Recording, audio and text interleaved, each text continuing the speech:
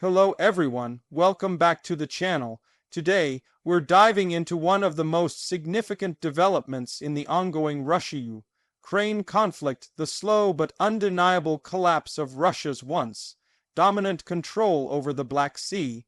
For years, Vladimir Putin's navy ruled these waters with confidence and intimidation. But now, things are changing fast. Ukraine, through courage, strategy, and innovation, is pushing back hard, and it's beginning to take the Black Sea back piece by piece.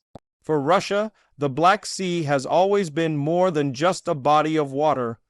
It's a strategic lifeline, a route for trade, a base for its navy, and a symbol of power projecting influence across Europe, the Middle East, and beyond.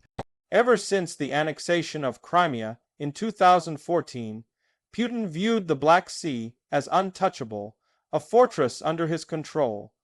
Russian warships roamed freely, launching missiles at Ukrainian cities and blocking key shipping routes. But nearly a decade later, that dominance is being shattered. Ukraine, against all odds, has transformed its navy from a small coastal force into a high-tech, asymmetric powerhouse. Without a massive fleet of warships, Ukraine turned to innovation, creating fleets of naval drones, sea mines, and long-range missiles that now terrorize the Russian Navy itself.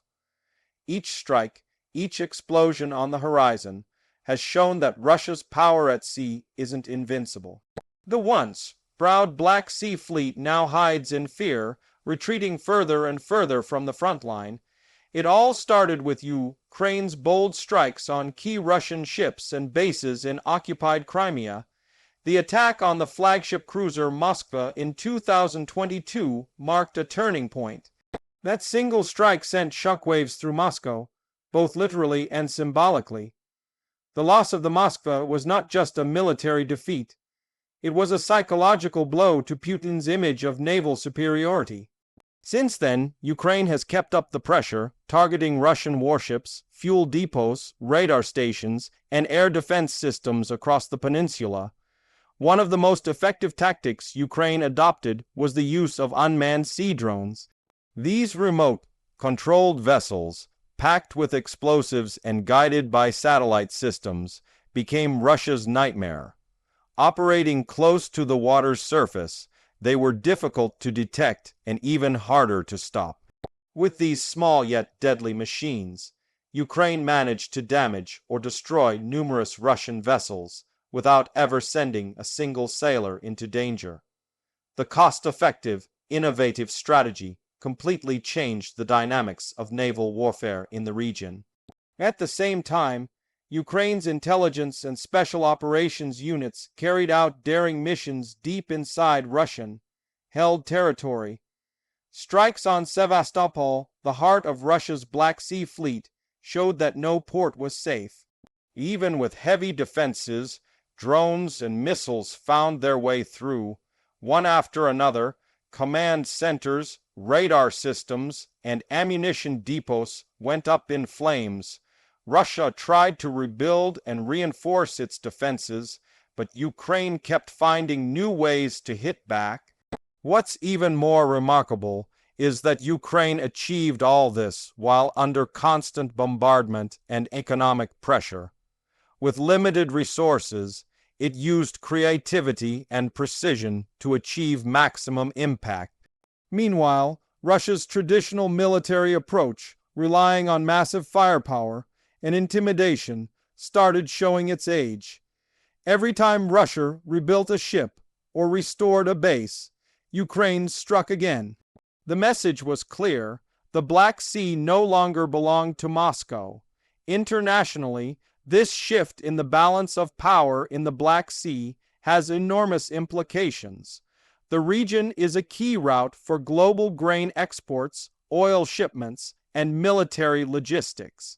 When Russia began blockading Ukrainian ports early in the war, global food prices spiked, and nations across Africa and Asia faced shortages.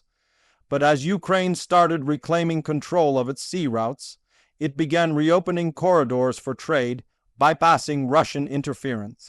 This not only boosted Ukraine's economy, but also strengthened its diplomatic standing worldwide. Western allies played a crucial supporting role. Advanced intelligence sharing, satellite tracking, and the supply of long-range precision weapons helped Ukraine strike key targets with accuracy. The United States and the United Kingdom provided key technologies for drones and electronic warfare, while European nations strengthened sanctions on Russian oil shipped through the Black Sea. The result was a combined squeeze military, economic, and political that is now cornering Russia's naval ambitions. Inside Russia, the cracks are beginning to show. Reports of low morale, mutinies, and desertions within the Black Sea Fleet are becoming more frequent. Many Russian sailors now refuse to go to sea due to the constant threat of Ukrainian attacks.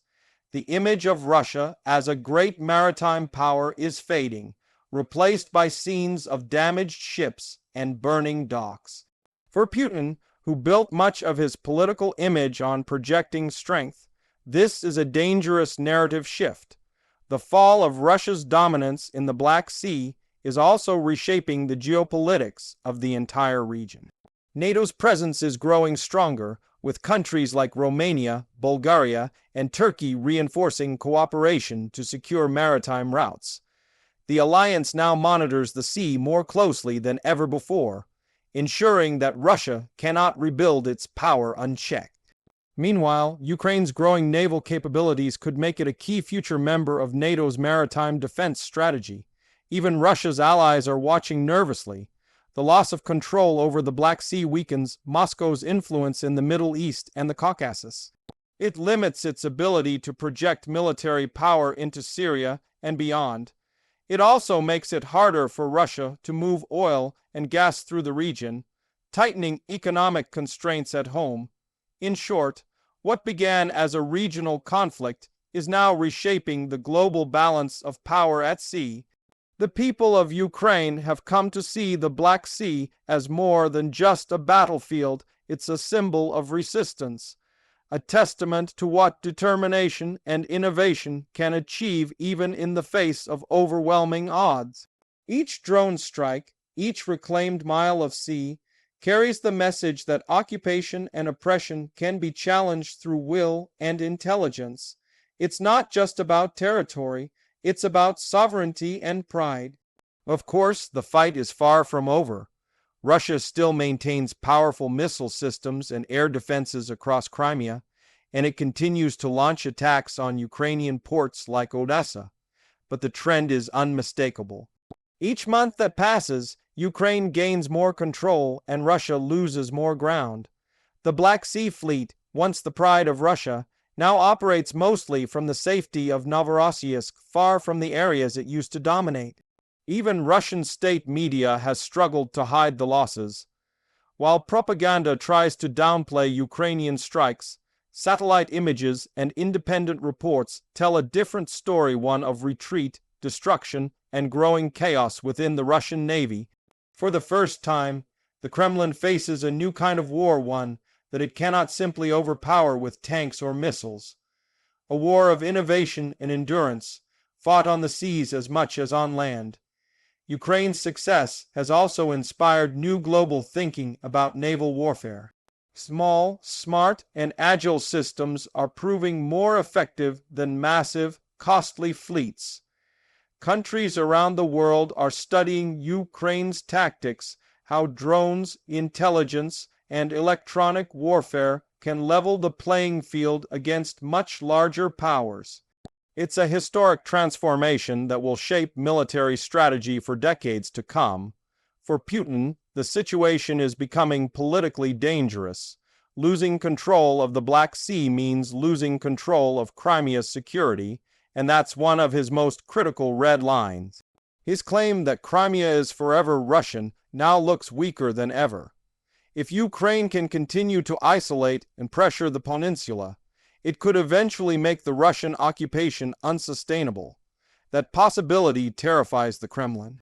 Every day that passes, Ukraine's strikes become more precise, its drones more advanced, and its morale stronger. The Russian Navy, once feared, now hides behind defenses, praying to survive. The image of Russian dominance in the Black Sea, the foundation of Putin's strategic vision, is cracking open. And when that image collapses completely, it could trigger a wider unraveling of Russian influence throughout the region. Ukraine's fight for the Black Sea isn't just a military campaign. It's a struggle for freedom, identity, and future independence.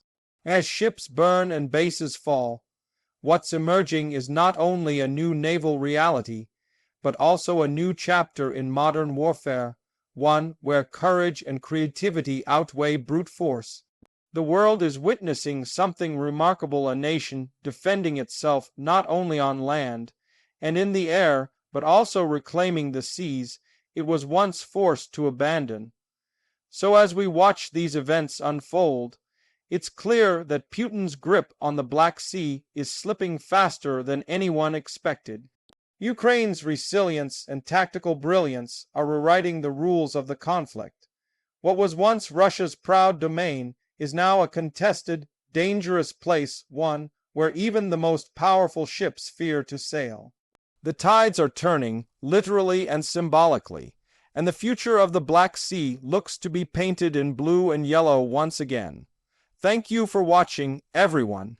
If you found this breakdown insightful, make sure to like, share, and subscribe for more in-depth updates on global military and geopolitical developments. The story of Ukraine's comeback on the Black Sea is far from over, and we'll be here to cover every wave of it.